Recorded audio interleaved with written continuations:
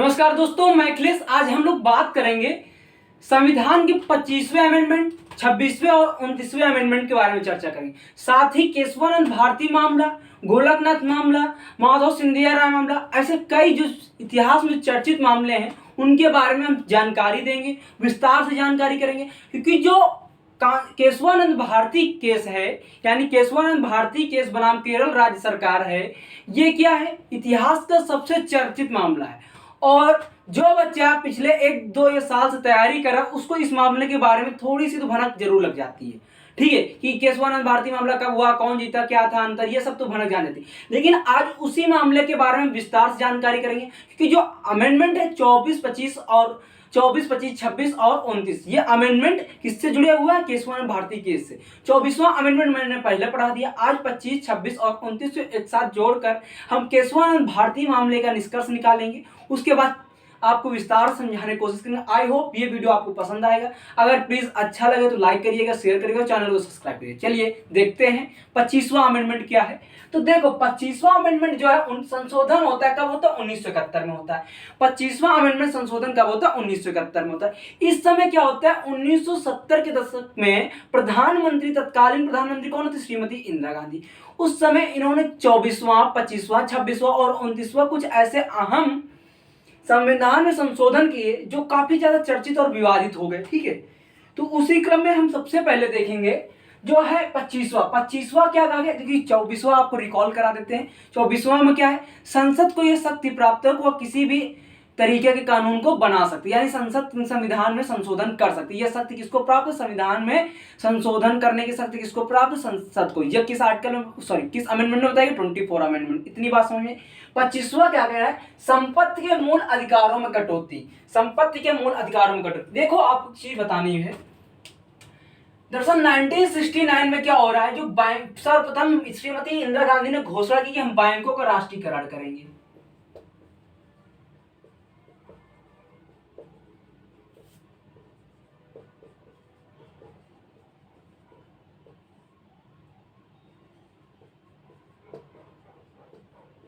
क्या करेंगे, बैंकों का राष्ट्रीयकरण। क्योंकि उस समय कई निजी बैंकें थी, कई सरकारी बैंक थी, इसलिए कह रहे थे जो निजी बैंकें थी वो अगर कभी कभी ऐसा होता खत्म हो जा रही, यानी कि वो विलीन हो जा रही थी, तो वो लोगों को मुआवजा सब यानी मुआवजा नहीं दे पा रहे थे, उनको संपत्ति को लौटा नहीं पा रही थी। इस तरह लोगों की जो संपत्ति थी वो खत्म हो जाती थी, यानी उनकी संपत्ति जो वो जो बैंक में जमा करते थे वो नहीं जमा करते थे। और क्या हो रहा था, इस तरह से मनी लैंडर जो जमींदार होते थे, मनी लैंडर जो धन के राजक होते थे, वो सब क्या करते थे, जमींदार हो गए, जो साहूकार हो गए, ये सब अमीर होते जाते थे।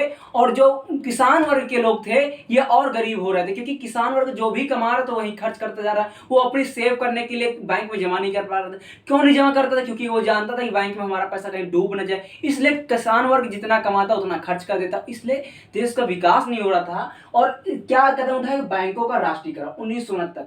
इस चीज को लेकर काफी ज्यादा विवाद हुआ कि बहुत गलत है, किसी ने कहा सही है, किसी ने कहा गलत है। लेकिन हमें क्या जानना है कि 1969 में क्या हो रहा है, बैंकों का राष्ट्रीयकरण कौन कर रहा है, श्रीमती इंदिरा गांधी, इस चीज को लेकर के। ठीक है, इतनी बात समझ में आई। अब इसी से बात क्या बताई गई है कि पहली बात जो 25वें अमेंडमेंट में बताई गई, क्या बताई गई है कि संपत्ति के मूल अधिकारों में कटौती, यानी संपत्ति के मूल अधिकारों में कटौती। आप सभी को पता होना चाहिए जो संपत्ति का अधिकार है, पहले क्या था, हमारा फंडामेंटल राइट यानी मौलिक अधिकार था। ठीक है, लेकिन अब क्या है, लीगल राइट है, 300A में। किस अमेंडमेंट द्वारा, 44वें अमेंडमेंट में। 44वां अमेंडमेंट 1978 द्वारा इसको क्या बनाया गया, विधिक यानी लीगल कानूनी अधिकार बनाया गया। लेकिन अभी तो हम लोग पढ़ रहे हैं कौन सा, 25वां, यानी कि अभी ये क्या है, फंडामेंटल राइट्स है। ठीक है, तो फंडा मूल अधिकार तो किस आर्टिकल के अंतर्गत है, आर्टिकल नंबर 31 के तहत आता है मूल अधिकार। ठीक है, ठीक है, इसमें क्या किया, इसमें संशोधन किया गया। और जो पर्याप्त मुआवजा था, यानी पर्याप्त मुआवजा शब्द की जगह पर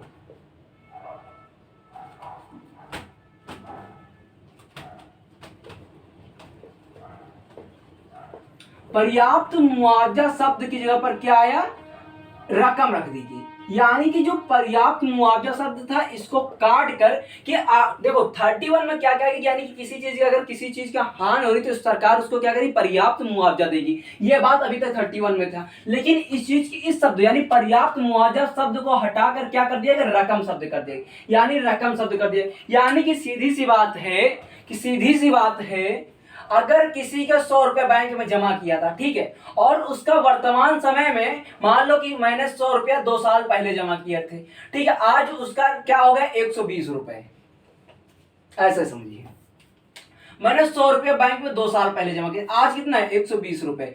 तो अब क्या होगा, जो इसमें कटौती का मतलब यही बताया गया कि इसको पहले जितने रुपए जमा किए गए तो उतने ही दिए जाएंगे, ना कि 120 रुपए।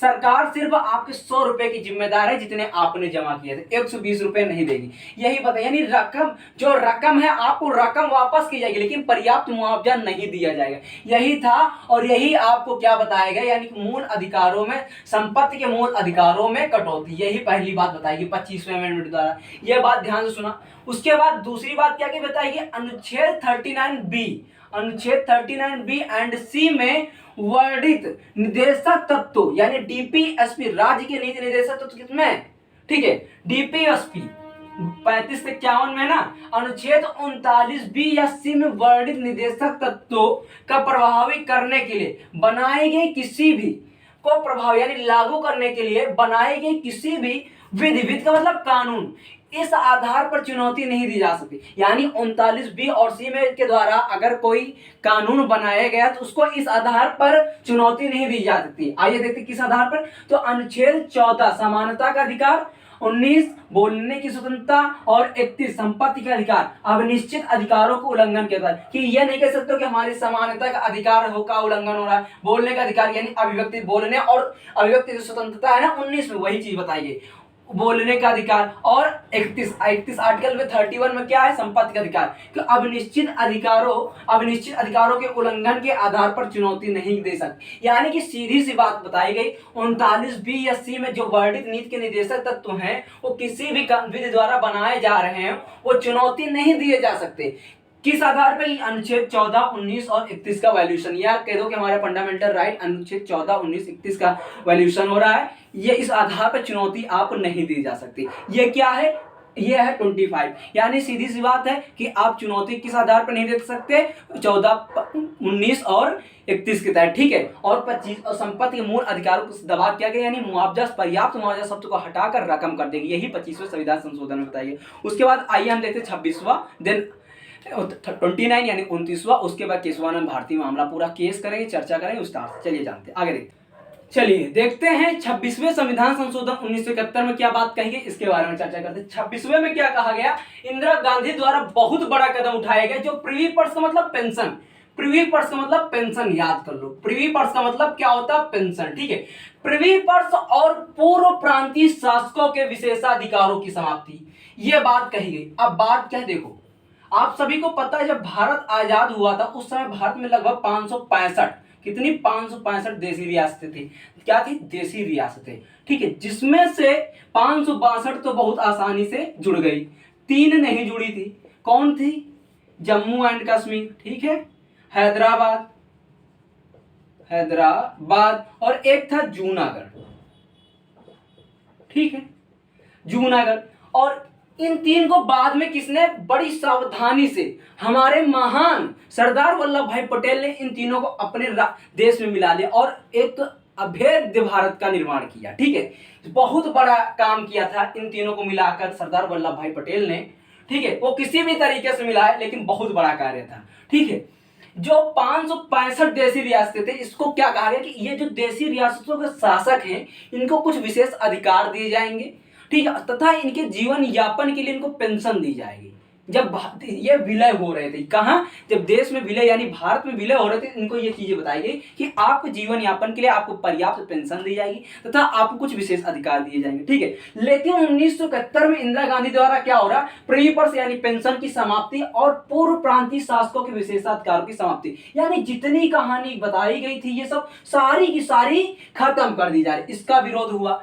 देखते हैं, अब ये था 26वां, बस 26वें संविधान संशोधन में यही हुआ कि प्रिवी पर्स और पूर्व प्रांतीय शासकों के विशेषाधिकारों की समाप्ति। बस इतनी बात हुई। अभी हम सब आपको चर्चा करेंगे एक एक चीजों का कि किस आधार पर किसका विरोध हुआ, क्यों इंदिरा गांधी को नेशनल इमरजेंसी लगानी पड़ी, ऐसे कई सारे मुद्दे थे। बहुत क्यों चर्चित है, इतिहास में सबसे ज्यादा चर्चित महिला प्रधानमंत्री श्रीमती इंदिरा गांधी जी, इनके बारे में। चलिए अब देखते हैं 29वें संविधान संशोधन के बारे में। चलिए देखते हैं 29वां संविधान संशोधन क्या है। सबसे अहम संविधान संशोधन है जो केशवानंद भारती मामले से जुड़ा है। यहीं से केशवानंद भारती मामला केस स्टार्ट होता है। क्या है, ध्यान सुनिएगा। 29वां संविधान संशोधन 1972, इसमें क्या हुआ, इंदिरा गांधी ने क्या किया, जो 9वीं अनुसूची थी जो भूमि सुधार से जुड़ी हुई है, 9वीं अनुसूची, इसमें क्या किया, दो केरल भूमि सुधार अधिनियमों को लागू किया। केरल में 2 भूमि सुधार अधिनियम लागू किए। नंबर 1 क्या, केरल भूमि सुधार अधिनियम 1919, जो 1900 यानी मार्टेंगो जेम्स फोर्ड सुधार जो था उसमें जो भूमि से रिलेटेड बात कही गई वो लागू किया। और दूसरी बात, केरल भूमि सुधार अधिनियम 1971। केरल भूमि सुधार अधिनियम 1971 में क्या कहा गया, इसमें यह बात कही गई कि ध्यान से सुनिएगा कि मंदिर, मस्जिद, एक मिनट, मंदिरों की बात कही गई, सिर्फ मंदिरों की बात कही गई। मंदिर और जमींदारों, जो जमींदार हैं, जमींदारों से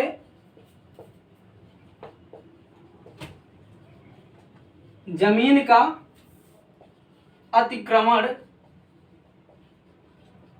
करना। यानी कि देखो, कोई मंदिर है, उसका एक मठ होगा यानी एक संस्थान होगा, एक ऑर्गेनाइज, उसका एक कोई प्रमुख होगा। ठीक है, केरल का एक मंदिर था, उसके मठ थे केशवानंद भारती। क्या, कौन थे, केशवानंद भारती। ध्यान से सुनिएगा, एक एक शब्द यहीं से शुरू हो रहा। बात क्या गई, केरल भूमि सुधार अधिनियम 1971 द्वारा क्या बताया कि मंदिर और जमींदारों से जमीन का अतिक्रमण करना। और इसका किस लिए बताया गया कि जो मंदिर में खूब सारी जमीन होती है उसको हम ले लेंगे, जमींदारों से जमीन ले लेंगे, और जो वहां के आर्थिक स्थिति से गरीब लोग हैं, जो खाना नहीं पर्याप्त बना पा रहे हैं, खा नहीं पा रहे हैं, यानी पर्याप्त राशन नहीं मिल पा रहा है, वो उनको खेती दे देंगे, वो जमीन उनको दे देंगे ताकि वो पर्याप्त रूप से भोज्य पदार्थ को उत्पादन कर सके। इतनी बात, इसलिए क्या बताया कि मंदिर और जमींदारों से जमीन का अतिक्रमण कर लेंगे। तो ये बात जब हुई तो एक केरल का एक मंदिर है, वहां से एक मठ प्रमुख निकलते हैं, केशवानंद भारती। कौन, केशवानंद भारती। और केशवानंद भारती ने केस दायर कर दिया और इन्होंने सिर्फ एक बात पूछी, केशवानंद, और इसी को हम इतिहास में किस नाम से जानते हैं, केशवानंद भारती बनाम केरल सरकार, केरल 1973 में।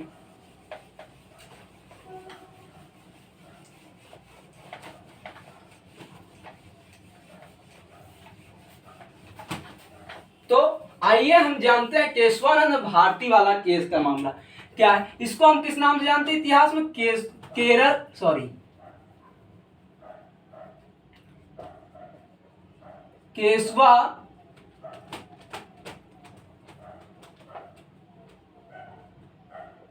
केशवानंद भारती वर्सेस केरल 1973। क्या, 1973। देखो क्या होता है, केशवानंद भारती वर्सेस केरल 1973, क्योंकि जो मठ के प्रमुख थे केशवानंद भारती, और आपको सभी को पता है जो एक मंदिर का मठ का प्रमुख होगा उसी के अधीन पूरी मंदिर की संपत्ति आती है। यानी कि केशवानंद भारती ने किस लिए अपील की कोर्ट में, क्यों दर्ज किया FIR, इन्होंने कहा क्या यह संविधान को अधिकार है। पहली बात इन्होंने क्या कहा, ऐसे सुनिएगा, इन्होंने कहा क्या संसद संविधान में संशोधन कर सकती है या, देखो इन्होंने ये बात कही, क्या संसद संविधान में संशोधन कर सकती है, क्या संसद संविधान में संशोधन कर सकती है कि इस अधिकार तक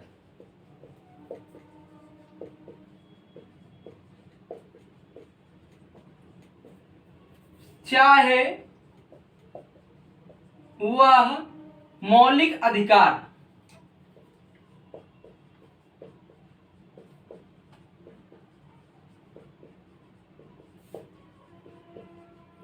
को छीनने तक। इन्होंने एक ही क्वेश्चन पूछा कोर्ट से इन्होंने इस आधार पर केस दर्ज किया, क्या संसद संविधान में संशोधन कर सकती है? अगर कर सकती है तो क्या वह इस कंडीशन तक जा सकती है कि जो हमारे मौलिक अधिकार हैं उसको भी संशोधित कर सकती है, उसको भी छीन सकती है? क्या संसद को यह अधिकार है कि हमारे मौलिक अधिकारों को भी छीन सकती है? यह केस था, यही एक केस था, यही एक क्वेश्चन था जिस आधार पर इन्होंने केशवानंद भारती ने क्या किया, केशवानंद भारती ने केस कर दिया। इतनी बात समझ में? तो केशवानंद भारती केस कब हुआ? 1973 में इसका रिजल्ट आता है, इसलिए हम केशवानंद भारती केस 1973 के नाम से जानते हैं। लेकिन इसकी पृष्ठभूमि क्या, उसके बारे में हम जानने की कोशिश करेंगे। देखो, इसकी जो पृष्ठभूमि है, 31 अक्टूबर 1972 क्या होता, केशवानंद भारती जो है कहां केस को दायर कर देते हैं, सुप्रीम कोर्ट में। ठीक है, यानी जो केशवानंद भारती केस है ये कहां, सुप्रीम कोर्ट पर पहुंच जाता है। कब? 31 अक्टूबर 1972 को। ठीक है, और इसमें सबसे ज्यादा 68 दिन तक सुनवाई होती है।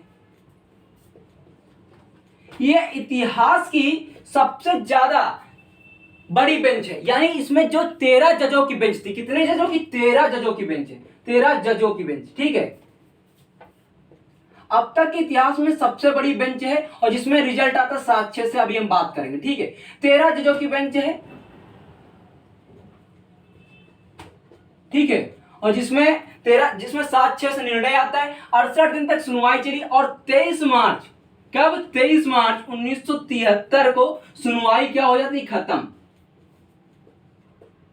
बंद। ठीक है, और उसके बाद 24 अक्टूबर 1973 को जजमेंट देते हैं, और जो जजमेंट आता है, निर्णय आता है, वो क्या आता है? 7-6 से, यानी जो 7-6 से निर्णय आता है, यानी कि 7 जजों का एक निर्णय था, 6 जजों का एक निर्णय था, यानी कि सिर्फ अगर एक जज, ठीक है, अगर इधर उधर हो रहा तो निर्णय बदल रहा है। उस समय क्या था, जो सीजीआई था, चीफ जस्टिस ऑफ इंडिया कौन था? सीकरी साहब थे, सीकरी साहब थे। यानी सीकरी साहब की अध्यक्षता में प्लस 12 और जजों ने इस जजमेंट को सुनाया। क्या सुनाया वो ध्यान से सुनिए कि इसको इरेज कर दें, आई होप आपको समझ में आए। अगर समझ में नहीं आया तो फोटो ले लीजिए, नोट्स बना लीजिए, फिर पढ़ लीजिएगा। फिर भी नहीं समझ में, कमेंट बॉक्स में पूछ लीजिएगा। ठीक है,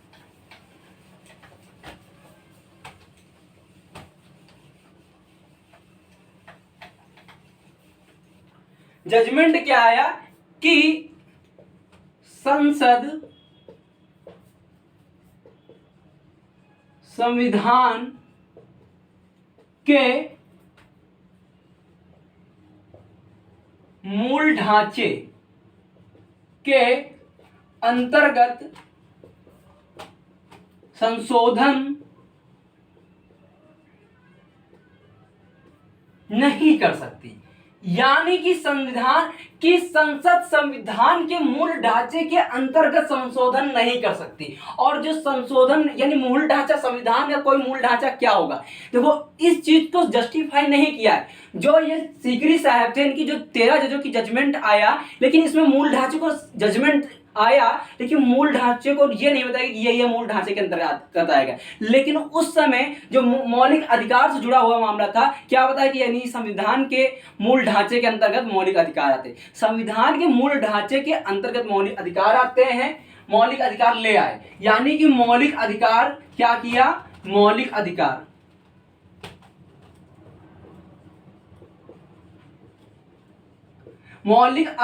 आते हैं। और इसीलिए जो ये केशवानंद भारती मामला था केरल सरकार का, इसको केशवानंद भारती जीत जाते हैं। यानी केशवानंद भारती को उनकी मठ की जमीन वापस कर दी जाती। क्या किया जाता? वापस कर दी जाती। केशवानंद, ऐसे देखो, केशवानंद भारती, इनको क्या किया जाता है, इनकी मठ की जमीन वापस कर दी जाती। यही था केशवानंद भारती मामला। सीधी सी बात है, केशवानंद भारती की जब जमीन हड़पी जाती है 1929वें संविधान संशोधन जो होता है 1972 में, उसमें क्या जो होता है ना केरल का भूमि सुधार अधिनियम 1971, उसके अंतर्गत क्या जो मंदिरों की जमीन होती है उसको हड़प लेती है सरकार। उसी के अंतर्गत इन्होंने केस को दायर किया और 68 दिन तक सुनवाई हुई। 13 जजों की सबसे बड़ी बेंच बैठी, 7-6 से निर्णय आया और 24 अप्रैल 1973 का इसका जजमेंट सुनाया गया कि संविधान के मूल ढांचे के अंतर्गत संशोधन नहीं कर सकती। कौन नहीं कर सकता? संसद संशोधन नहीं कर सकती है, ठीक है। या और मूल ढांचे के अंतर्गत क्या आता है इसको जस्टिफाई नहीं किया, लेकिन मौलिक अधिकार को मूल ढांचे के अंतर्गत ले आई और केशवानंद भारती को उनकी जमीन वापस कर दी गई। यही था संविधान का 29वां संविधान संशोधन और केशवानंद भारती मामला, ठीक है। अभी हमको क्या जानना है कि गोकुलनाथ मामला क्या था, माधव सिंधिया मामला क्या था, इन सभी को 2 मिनट में हम देखते हैं और फिर उसके बाद आपको अच्छा लगे तो वीडियो को शेयर करिए, ठीक है। बस 2 मिनट का टाइम। चलिए बस 2 चीजें और देखते हैं। आरसी कपूर मामला क्या? आरसी कपूर मामला 1970 में होता है। यह क्या जुड़ा है? इंदिरा गांधी ने क्या किया था, जो बैंकों की राष्ट्रीयकरण की नीति थी इसको खारिज कर दिया। आरसी कपूर मामला जो था उसमें क्या हुआ, इंदिरा गांधी की बैंकों की राष्ट्रीयकरण की नीति को खारिज कर दिया गया। उसके बाद माधव सिंधिया मामला क्या था, प्रिवी पर्स थे। जो प्रिवी पर्स 1970 वाला मामला था, यानी जो 26वां संविधान संशोधन था उसके खिलाफ था, प्रिवी पर्स के खिलाफ था माधव सिंधिया राव, जो 1970 में हुआ। उसके बाद गोलकनाथ मामला क्या था, संसद द्वारा बुनियादी अधिकार में संशोधन करने के खिलाफ था। तो गोलकनाथ मामला क्या था, संसद द्वारा बुनियादी अधिकार में संशोधन करने के खिलाफ था। ये थे कुछ महत्वपूर्ण और मामले जिनके बारे में हमने चर्चा की। आई होप ये वीडियो आपको पसंद आएगा। अगर अच्छा लगे लाइक करो, शेयर करो, सब्सक्राइब करो। जय हिंद दोस्तों, बाय, गुड नाइट, पढ़ते रहे, मुस्कुराते। जय हिंद दोस्तों।